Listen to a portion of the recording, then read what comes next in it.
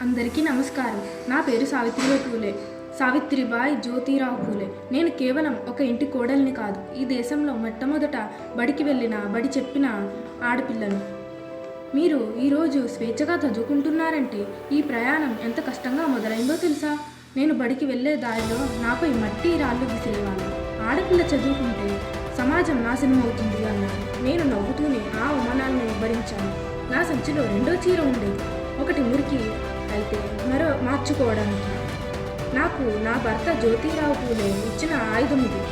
విద్య స్త్రీకి ఆభరణం అని ఆయన నమ్మారు. ఈ అక్షరాలతోనే మనం అజ్ఞానాన్ని అణచివేయగలము అని నమ్మారు. ఈరోజు నేను మీ అందరికీ చెప్పేది ఒకే ఒక్క మాట: చదువుకోండి, జ్ఞానాన్ని పొందండి, మీ హక్కుల కోసం పోరాడండి, సమాజంలో మార్పును తీసుకురావడానికి ధైర్యంగా ముందుకు రండి, మీ కలలను కనండి, మేల్కోండి, విద్యను పొందండి.